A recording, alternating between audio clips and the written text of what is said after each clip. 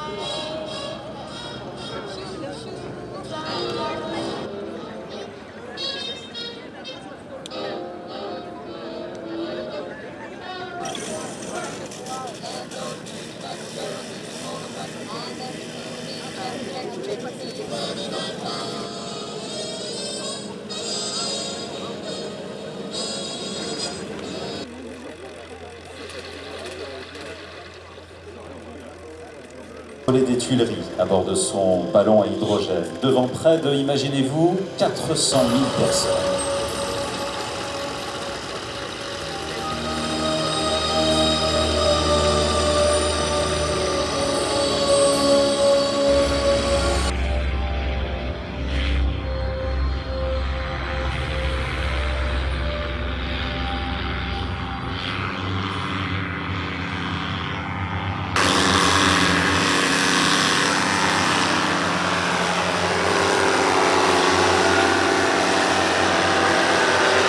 Pour commencer, un peu de poésie. Il porte la voile qui l'emporte et l'hélice qui le hisse. La magie du vol en 50 000 de la compris, c'est-à-dire en additionnant les masses de la machine, du pilote, du passager, du carburant, la barre de chocolat. Bonjour Sébastien Perrault, président de la FF Plume. Bonjour. La FF Plume, qu'est-ce que la FF Plume? La Fédération française de l'Aile, elle a été créée en 1981, c'est la petite dernière des fédérations aéronautiques. Elle regroupe 6 classes de machines, au qualifie du LM, comme tu l'as rappelé. Donc c'est des machines monoplaces ou biplaces, légères, simples de conception. Et là, ce que vous voyez évoluer, eh bien, ce sont 9 paramoteurs, des paramoteurs thermiques. Et ce petit monde, c'est un monde de simplicité, d'accessibilité. Et on est très heureux de pouvoir inaugurer ce meeting avec vous.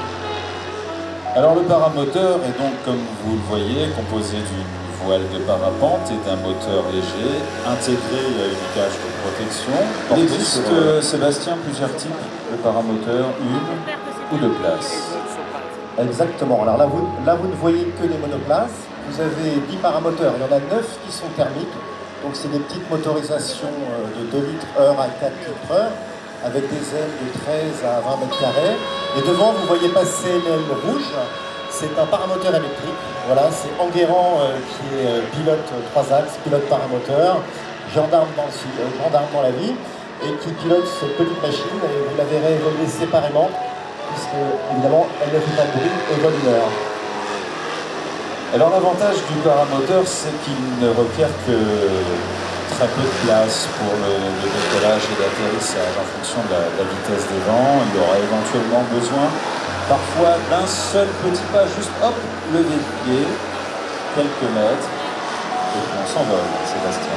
Exactement, vous l'avez vu, la difficulté du paramoteur, c'est le décollage, parce qu'il faut former son aile au décollage. Donc là, on peut déjà les féliciter tous parce que les conditions ne sont pas thermiquement évidentes pour le décollage. Tout le monde est en vol. Là, vous voyez Michael Lerne et Cyril Planton qui attrapent l'étendard. Je pense que la manœuvre va être refaite pour le second. Et vous avez en tête de patrouille Morgane Planton, triple champ douceur. Alors, voyez, on va avoir une manœuvre pour essayer de récupérer à nouveau la banderole. Ah, voilà, donc là, je pense qu'on va faire une prochaine fois. La banderole va monter, d'aller dans le club ULM. On a près de 800 francs, 17 000 pilotes. Vous passez un brevet ULM, une partie théorique et une partie pratique avec un instructeur de la classe que vous choisissez. Et le stand de la fédération est à l'entrée du salon. Et il n'y a rien de plus simple et d'accessible que le paramoteur. C'est le prix d'une formation automobile avec le prix d'un scooter. Et puis l'avantage, c'est que c'est économique, Sébastien. Ah, c'est très économique puisque la consommation, voilà, on est sur du 2 litres ou 5 litres en fonction de l'utilisation. Et le paramoteur électrique existe depuis assez longtemps et il commence à s'implanter dans le paysage. Vous voyez toujours Enguerrand sur la droite, car il y a un peu moins de bruit, toute l'équipe de La Ferté. Et j'ai une pensée toute particulière, comme nous tous, pour Jean Salis et Bernard Charbert, que j'ai très bien connus, qui m'ont fait rêver comme tant d'autres et qui m'ont donné l'envie de passer à la réalité en volant en ULM. Merci à eux. Voilà. Merci Sébastien Perrault, président de la FF Plume, la Fédération des ULM. Alors, ce qu'ils font techniquement, c'est remarquable. Le paramoteur, c'est simple, mais dans ces conditions, ça l'est beaucoup moins. Donc, ils sont vraiment très sensibles à votre reconnaissance et au fait d'être là.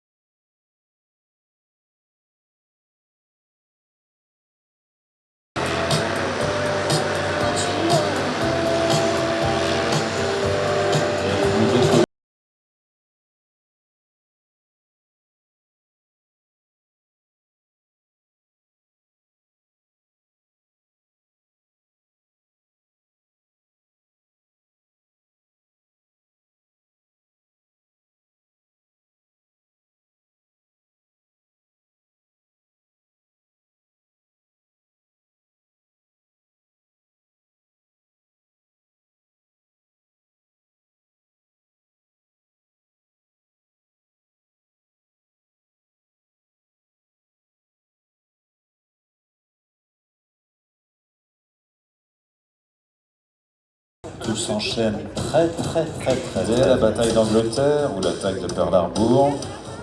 Que le spectacle se poursuive, non pas commence, en même temps que les débuts de l'aviation. Ils sont britanniques, ils ont traversé la Manche, volent sur des avions légers, de constructeurs amateurs que l'on appelle Vance. Voilà, je voulais les saluer, mes amis du paramoteur de la FF Plume.